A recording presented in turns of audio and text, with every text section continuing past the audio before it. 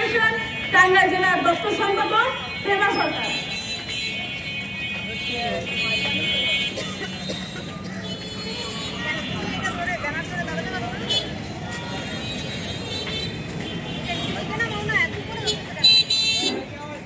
সবাইকে সালাম দিয়ে শুরু করছি। আজ ময়মনসিংহের ধর্ষণ এবং নির্যাতনের কিশোরীর হত্যাকাণ্ডের গ্রেপ্তারের দাবি এবং ছাত্র জনতার এই গণ অভ্যুত্থানে যে হত্যাকাণ্ড চলছে, এই গণহত্যা যে চলছে, এর প্রতিবাদে আজ বাংলাদেশ ছাত্র ফেডারেশন বিক্ষোভ সমাবেশে মিছিল। আপনারা দেখেছেন যে গতকাল চট্টগ্রাম জেলায় জসিম ভাইকে ছাত্র গণ অভ্যুত্থানের 34 গণ অভ্যুত্থানের ভাইকে হত্যা করা হয়েছে। এভাবে দেখবো যে এই গণ অভ্যুত্থানে 34 যে গণ অভ্যুত্থানে যে আমরা ফ্যাসিস্ট দূর করেছি, সেই ফ্যাসিস্ট দূর করার পরেও এখনো হত্যাকাণ্ড চলমান রয়েছে। প্রশাসন এখনো কোনো কার্যক্রম শুরু করেনি। কেন করেনি এটা প্রশাসনকে আমাদের জনপ্রিয়তা করতে হবে। সরকার কি এই অন্তর্বর্তীকালীন যে সরকার আছে সেই সরকার কি করছে? সে এখন পর্যন্ত যে হত্যাকাণ্ড চলছে সেটার কোনোভাবেই তারা কোনো কিছু করছে না। আসলে যে এই হত্যাকাণ্ড যে চলছে, আমরা দেখবো যে 24-এ যে সকল ভাই এবং বোনেরা যে আন্দোলন করেছে, তখন দেখা যাচ্ছে যে সেই সকল ভাইদের হত্যা করা হচ্ছে। এই ছাত্র আন্দোলনের যে যারা আন্দোলন করেছে সেই কর্মীদের মুসলিম ছাত্র একটা আন্দোলন করেনি, সাথীরা কি করে দিল এখন গ্রহণ করতে পারিনি। এই যে আমাদের আশেপাশে দেখা যাবে যে অনেক ফ্যাসিস্ট ঘুরে বেড়াচ্ছে, তাদেরকে কেন গ্রেপ্তার করা হচ্ছে না? আমরা এখন পর্যন্ত আমাদের জীবনের নিরাপত্তা আমরা পাইনি। এই যে ময়মনসিংহে একজন অষ্টম শ্রেণী ছাত্রীদের ঘর থেকে তুলে নিয়ে গিয়ে যে ধর্ষণ এবং 4 মাস 38 দিনে তাকে ধর্ষণ করা হয়েছে এবং কি তার চোখ দিয়ে উপড়ে নেওয়া হয়েছে। প্রশাসনকে এর তদন্ত করে গ্রেপ্তার করছে।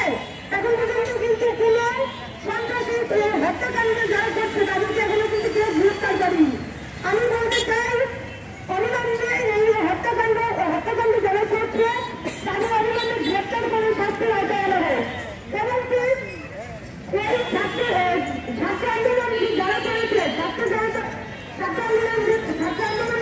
আন্দোলনকারী যারা আছে তাদেরকে যে একের পর এক হত্যা করা হচ্ছে, এটা কেন হত্যা করা হচ্ছে? আমরা এখন পর্যন্ত কেন সরকার দেওয়ার পরে কেন আমরা এখন পর্যন্ত নিরাপদ না? এটা প্রশাসনকে জবাবদিহিতা করতে হবে। আমরা বলবো অবিলম্বে এই হত্যাকারীদের বিচারে আওতায় আনা হোক। তারা খুব দ্রুত তার শাস্তিতে একটা খুব দ্রুত ভালোভাবে শাস্তি আওতায় যেন তাদের আনা হয়। এই বলে আজকে আমার বক্তব্য এখানে শেষ করছি। ধন্যবাদ সবাইকে।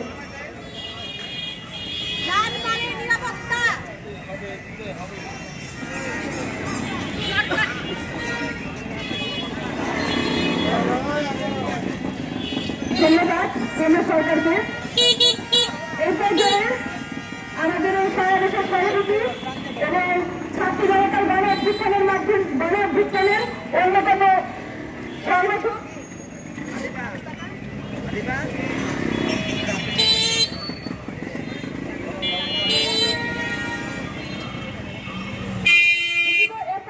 বক্তব্য রাখবেন গণসংহতি আন্দোলন টাঙ্গাইল জেলার সংগঠক জনাব তুষার আহমেদ।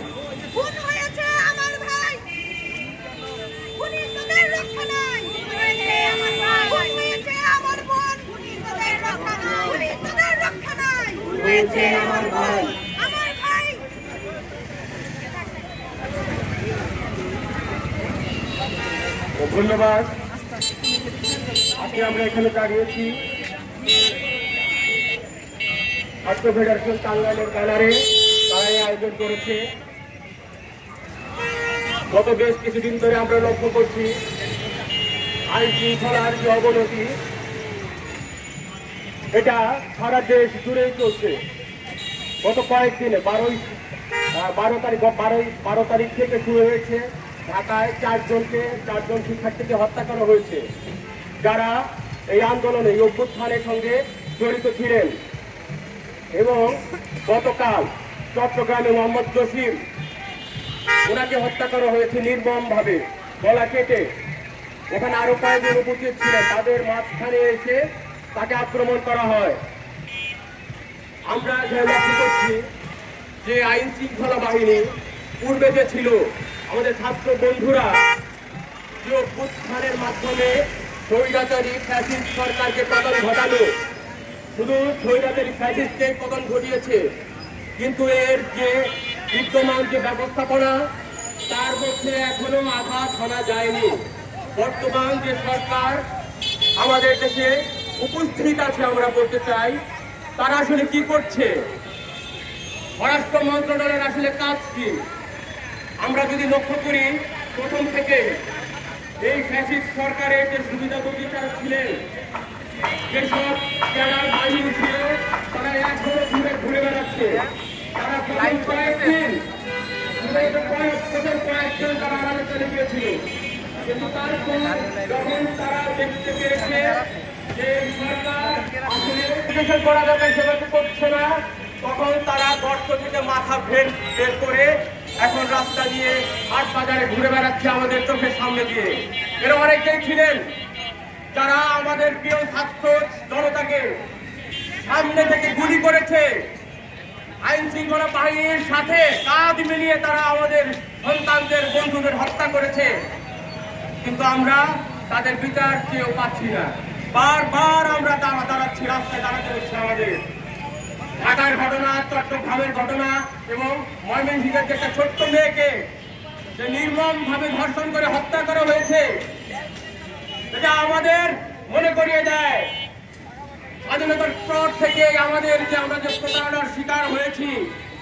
বারবার আমাদের ছাত্র জনতা আমাদেরকে বিজয় এনে দিয়েছে, আমাদেরকে সম্ভাবনার মুখে দাঁড় করিয়ে দিয়েছে, কিন্তু আমরা কোন সম্ভাবনাকেই আমরা বাস্তবায়িত করতে পারিনি। জনগণকে তো সজাগ করা লাগবে না, জনগণকে জানাতে হবে না, জনগণ সব বুঝে। এই 17 বছর প্রত্যেকটা রাজনৈতিক দল, শাসক শ্রেণী যারা ক্ষমতায় যেতে চায়, তারা অনেকভাবে চেষ্টা করেছে, কোন আন্দোলন গড়ে তুলতে পারেনি, সরকারের ভিড়ে একটা ধাক্কাও দিতে পারেনি। যখন এই ধাক্কা এবং একটা আন্দোলনের মাধ্যমে গোটা সংস্কারের নামে যে আন্দোলন শুরু হয়, সেই আন্দোলনের ছোট ছোট ছেলেমেয়েরা পর্যন্ত আমি দুধের চোখে দেখেছি, অনেক ছোট 12 বছর 13 বছর এবং 10 বছর বয়সী ছেলেরা এখানে এসেছে, ছেলেমেয়ে এখানে এসেছে। ইউনিভার্সিটি কলেজের ছাত্র ছাত্রীরা আমাদেরকে একটা অভূতপূর্ব বিজয় এনে দিয়েছে। আমরা কি এই বিজয়কে সাফল্যের দ্বার প্রান্তে নিয়ে যেতে পারবো কিনা, আমাদের এটা চিন্তা